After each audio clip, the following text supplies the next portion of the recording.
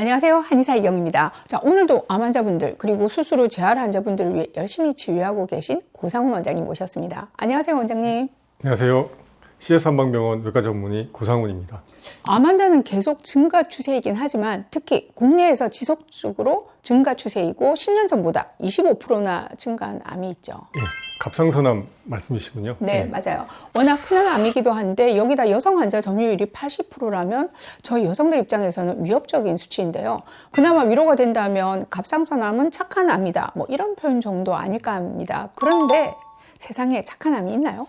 저도 그 표현에 걱정스러운 부분이 있습니다. 착한 암이란 뜻은 갑상선암이 비교적 예후가 좋은 암이라는 의미이지만 자칫 착하다는 표현 때문에 너무 가볍게 생각하시는 경향이 있거든요.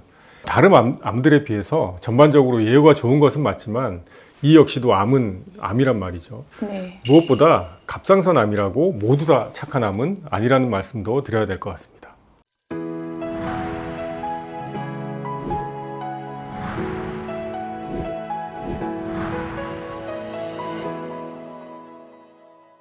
원장님 말씀처럼 갑상선암이 착한 이유는 예후가 좋기 때문일 겁니다. 실제 전체 갑상선암의 5년 생존율은 90에서 95% 이상으로 보고되고 있으니까요.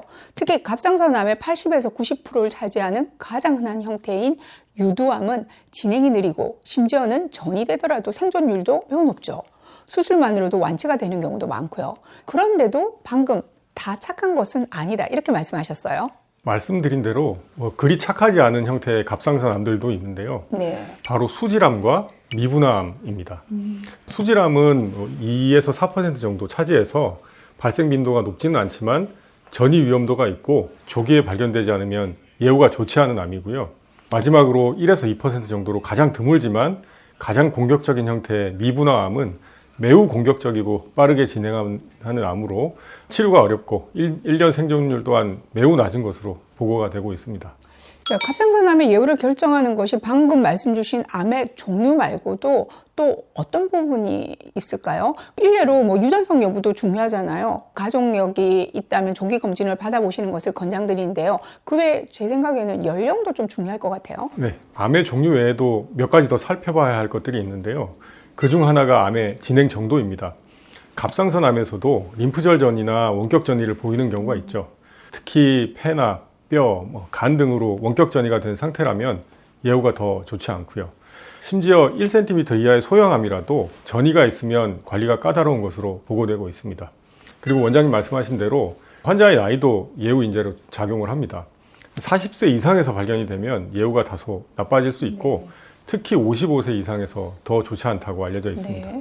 또 다른 예후 인자로 이제 종양의 크기와 치윤도 있죠.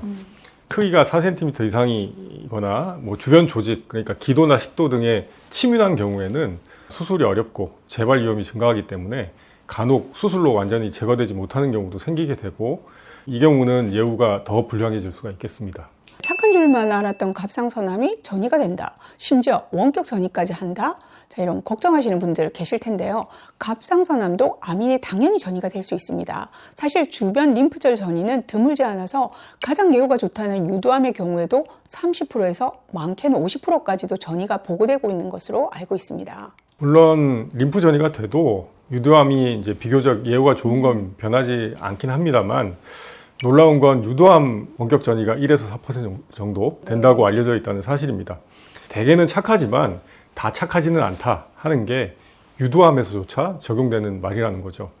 여포암의 경우 림프 전이는 10에서 20%, 원격 전이는 5에서 20% 정도 보고되는데 폐나 뼈로 가는 혈행 전이가 더 흔한 것으로 알려져 있습니다.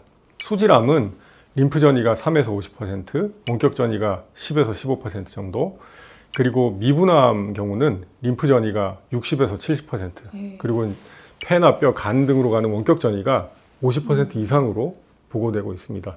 진단 시 이미 전이가 된 경우도 많죠. 수질암과 미분화암은 정기적인 건강검진으로는 발견이 어려울 수 있고 증상이 생기기 전까지는 진단이 어렵습니다. 그래서 가족력이 있거나 고위험군이라면 조기검진 또는 정밀검사를 고려해 보시는 것이 바람직하겠습니다. 암 자체의 예후는 나쁘지 않더라도 진행된 상태에서 발견돼서 갑상선의 절제 범위가 커질 경우에 케이스에 따라서는 갑상선 호르몬 약을 평생 복용해야 하는 어려움을 겪게 될 수도 있죠. 이 또한 검진이 중요한 이유가 될 수 있겠습니다. 이 정도 전이가 있다면 수술이나 항암 이후에도 꾸준한 면역 관리가 필요할 것 같은데요.